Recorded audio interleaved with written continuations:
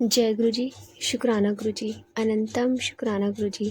संगत जी, आज मैंने एक सेवादार अंकल का सत्संग सुना। उन्होंने बताया कि वो जहाँ भी सत्संग होते हैं वहाँ पे सेवा करते हैं। तो एक बार वो सेवा करने जाते हैं सत्संग में, तो वहाँ पे सत्संग में और भी सेवादार होते हैं। तो अंकल उनसे कहते हैं कि अंकल आप भी डुगरी मंदिर चलोगे सेवा करने के लिए? तो कहते हैं हाँ ठीक है, चलेंगे, क्यों नहीं चलेंगे अंकल जी। तो जिन अंकल का मैं सत्संग सुना रही हूँ वो 70+ हैं, प्लस तो नहीं सर 70 के आसपास होंगे। तो जो अंकल और अंकल थे वो उनसे कम एज के थे। तो कहते ठीक है। तो जब वो उनको फ़ोन करते हैं कि अंकल आप तैयार है ना, हम आपको पिकअप करने के लिए आ रहे हैं। वो अंकल गाज़ियाबाद से थे और ये अंकल जी दिल्ली के हैं। तो अंकल जी कार में उनको पिकअप करने के लिए आते हैं दिल्ली से, और जब डुगरी मंदिर के लिए निकलते हैं रास्ते में तो वो गुरुजी की बातें करते जाते हैं। और डुगरी मंदिर से पहले एक हाईवे पड़ता है, उसका नाम याद नहीं है, मैंने सत्संग में सुना था तो नाम याद नहीं आ रहा मुझे।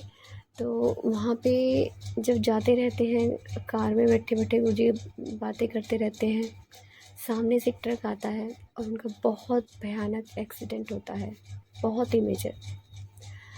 लेकिन जो वो और 3 अंकल होते हैं उसमें बैठे होते हैं उनको कुछ भी नहीं होता, उनको खरोंच तक नहीं आती है। लेकिन जो अंकल होते हैं 70 के आसपास, उनके हाथों में पैरों में बहुत ज़्यादा चोट लगती है।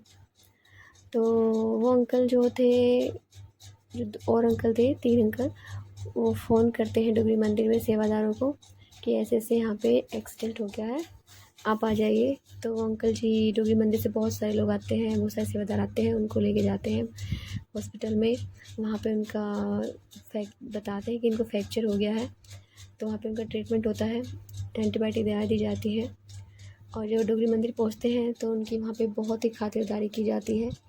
लेकिन वो कहते हैं अंकल जी कि नहीं, मैं सेवादार हूँ तो मैं सेवा ही करूँगा।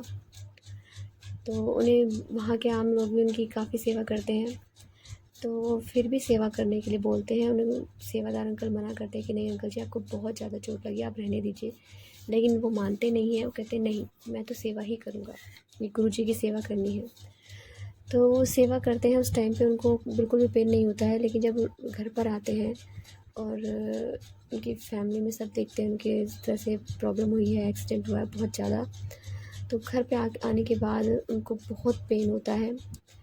तो वो नेक्स्ट डे जाते हैं हॉस्पिटल, तो कहते हैं कि इनके स्वेलिंग बहुत ज़्यादा बढ़ चुकी है और इनको पस पड़ चुकी है हाथों में, टांगों में, इनका ऑपरेशन करना पड़ेगा।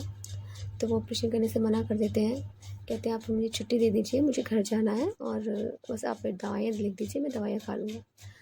तो मतलब अपनी मर्ज़ी से हॉस्पिटल से आते हैं, डॉक्टर्स मना करते हैं लेकिन वो नहीं मानते। वो घर आते हैं, 3 महीने तक बेड रेस्ट पर रहते हैं और एंटीबायोटिक दवाइयाँ खाते हैं सिर्फ। और 3 महीने तक वो गुरु जी का लंगर खाते हैं। उनके फैमिली में सब कहते हैं कि प्लीज़ मान जाइए, बहुत मेजर एक्सीडेंट है, आपको चलना पड़ेगा हॉस्पिटल में, ट्रीटमेंट करा लीजिए, ऑपरेशन करा लीजिए। लेकिन वो मना कर देते हैं, कहते नहीं, मुझे अपने गुरु पर पूरा भरोसा है और वही मुझे ठीक करेंगे।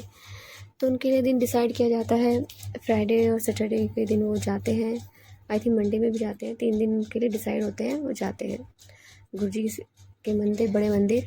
और वहाँ पे जाके उनको वो सिर्फ जल प्रसाद, चाय प्रसाद, लंगर प्रसाद खाते हैं। 3 महीने तक उनका यही ट्रीटमेंट होता है, वो एंटीबायोटिक दवाई लेते हैं और 3 महीने तक वो गुरुजी का लंगर प्रसाद खाते हैं, मत्था टेकते हैं गुरुजी के चरणों में। 3 महीने बाद उनकी स्वेलिंग ख़त्म हो जाती है और वो एकदम ठीक हो जाते हैं, फिट एंड फाइन। बट उनके बच्चे कहते हैं कि आप एक बार हमारे कहने से अपना चेकअप करा लीजिए, प्लीज़ करा लीजिए। वो रिक्वेस्ट करते हैं, तो वो फिर से हॉस्पिटल जाते हैं, वहाँ चेकअप होता है। तो डॉक्टर हैरान हो जाते हैं कि ऐसा कैसे हो सकता है, ये तो पॉसिबल ही नहीं है कि मतलब इतना मेजर एक्सीडेंट होने के बाद, बस पड़ने के बाद और स्वेलिंग के बाद ऐसा हो ही नहीं सकता है कि मतलब इस तरह से ठीक हो जाए। इनकी कंडीशन ठीक होने लायक थी ही नहीं। तो बहुत ही ज़्यादा शॉक हो जाते हैं। तो अंकल कहते हैं कि सतगुरु प्यारा मेरे नाल है, सतगुरु पे मुझे भरोसा है।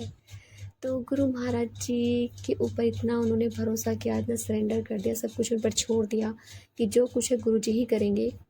तो गुरु महाराज जी ने भी उनका विश्वास नहीं तोड़ा और उन्हें बिल्कुल ठीक कर दिया।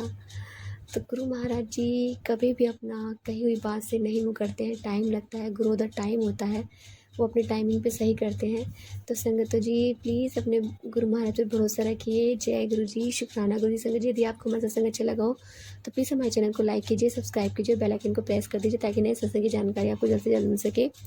और यदि आप भी अपना सत्संग शेयर करना चाहते हैं तो प्लीज़ हमारे व्हाट्सएप नंबर पर आप लिख कर भेज सकते हैं या फिर रिकॉर्ड करके भी भेज सकते हैं। आपके सत्संग भी और संगतों के साथ शेयर किए जाएंगे। संगत जी प्लीज़ आप अपने सत्संग हमें रिकॉर्ड करके भेजिए।